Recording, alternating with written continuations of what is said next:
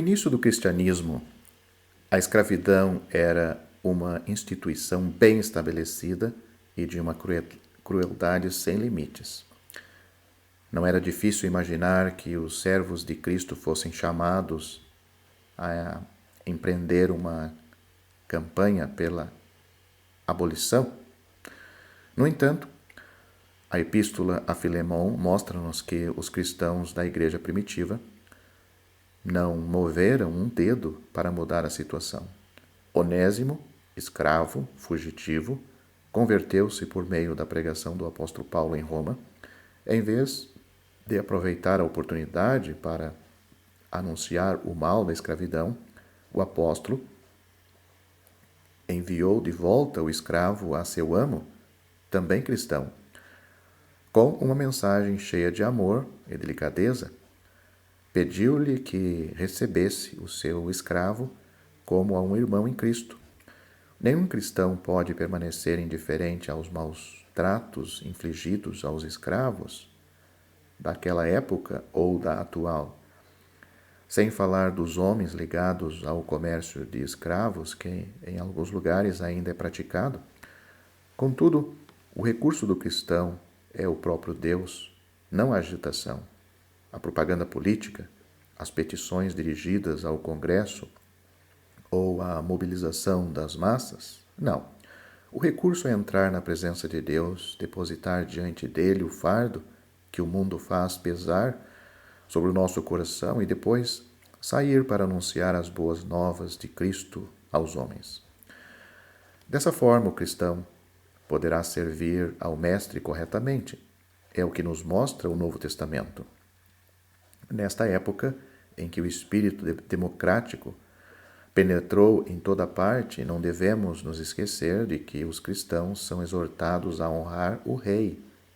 1 Pedro capítulo 2, versículo 17. Quem estava no trono quando o apóstolo Pedro escreveu esta exortação? Certamente não era um bom rei, era Nero, um dos piores tiranos que o mundo já conheceu. O homem que mandou matar a própria mãe e a esposa. Esta personificação do vício e da crueldade usava a coroa imperial. Os cristãos da época, todavia, não foram chamados a participar de nenhum movimento para derrubar o imperador ou para instituir um governo melhor. Deviam, isto sim, preservar em tranquila obediência a santidade, a honestidade. Deviam perseverar suportando tristeza, sofrendo injustiça. Sim, foram chamados para isso. Ainda mais, apesar de toda oposição, deviam honrar o rei. 1 Pedro capítulo 2, versículos 13 a 17 e o versículo 19. Toda autoridade é instituída por Deus. Note Romanos capítulo 13, versículo 1. E o cristão deve submeter-se a ela em vez de se opor.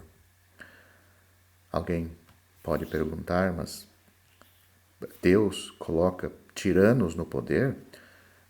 Não, Deus escolhe autoridades. Agora, o que eles vão fazer naquele posto, isto é responsabilidade deles.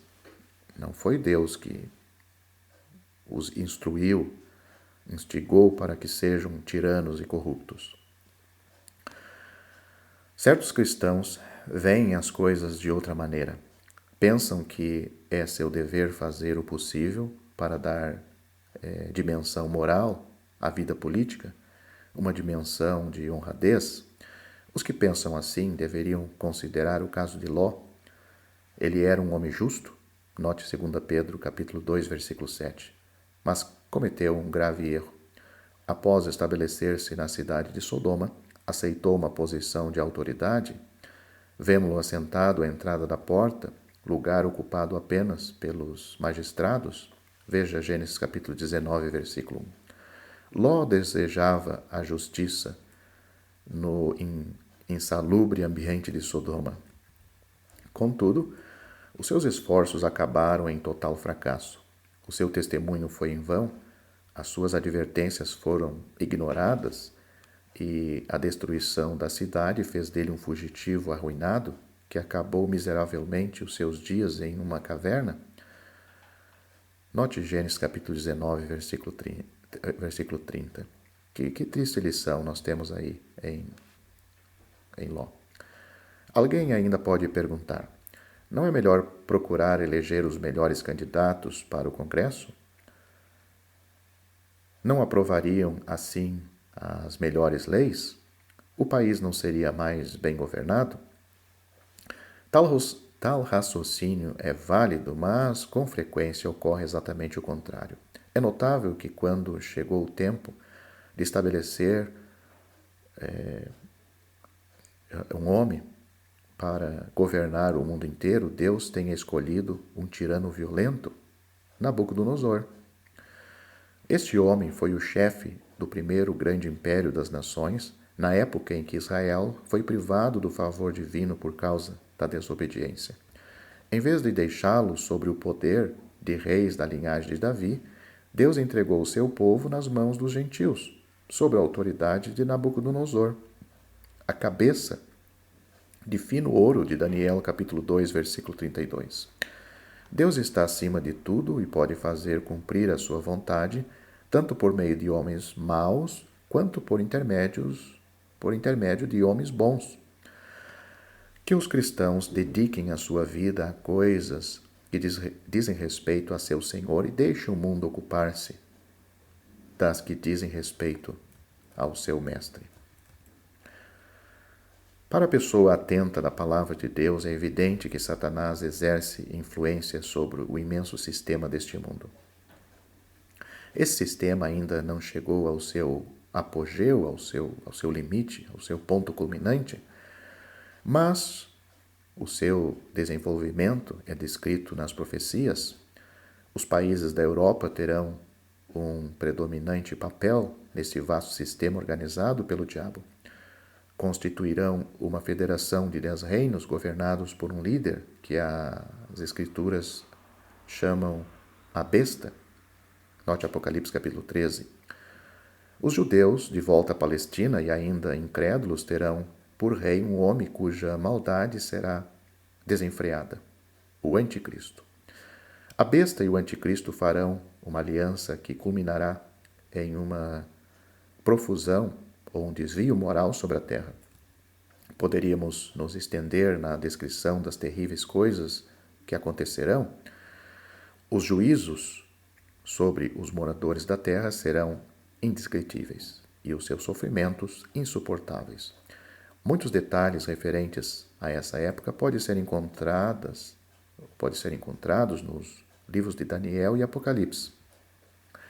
Estejamos plenamente conscientes de que essa será o desenlace da política atual. Porém, se Satanás está construindo esse grande sistema a ser dominado por ele, Deus também tem um plano em vista, o qual Cristo desempenha um papel central. Não falo aqui do céu nem do estado eterno, e sim do reino de Cristo, conhecido como milênio, aqui na terra. Os 1000 anos de bênção e de glória sobre esta terra. Em Daniel capítulo 2, versículos 34 e 35, vemos o grande sistema mundial destruído por uma pedra, cortada sem auxílio de mãos, que se tornou em grande montanha que encheu toda a terra. Essa passagem mostra-nos o que irá substituir o grande sistema deste mundo após a sua destruição. O versículo 44 de Daniel, capítulo 2, diz: o Deus do céu suscitará um reino que não será jamais destruído. Numerosas profecias dão testemunho de que Jerusalém será a capital desse maravilhoso reino e que a justiça e a paz serão estabelecidas até os confins da terra. Então, os homens embainharão as suas espadas e nunca mais farão guerra. Contudo, o cristão terá a sua porção numa esfera muito mais elevada e gloriosa. Se o mundo vindouro possui o seu lado terrestre, apresenta também o lado celeste, o reino do Pai, em que, na realidade de filhos, estaremos para sempre em nossa morada. Em adoração, poderemos contemplar todas as glórias de Cristo com relação às bênçãos destinadas aos homens na terra, mas estaremos com Ele, com Cristo, habitando no amor do Pai e conhecendo-o como também somos conhecidos. Veja 1 Coríntios capítulo 13, versículo 12. Que maravilha! Desde já podemos nos regozijar com esta cena gloriosa. Ainda não chegamos lá, mas podemos adentrar ali pelo poder do Espírito Santo e crendo na palavra de Deus e desfrutar o reino de felicidade eterna. O Espírito Santo estende a sua glória sobre o nosso coração e faz-nos ver aquele que é o centro, o Filho amado do Pai. Se tivéssemos mais consciência da alegria inerente à morada celestial, viveríamos pelo Espírito de Deus em uma esfera em que as ambições deste mundo não teriam lugar. Também buscaríamos passar o tempo da nossa vida aqui cumprindo a vontade do Pai e defendendo os interesses daquele que foi rejeitado na terra e elevado ao alto, e não atuando a favor do sistema deste mundo.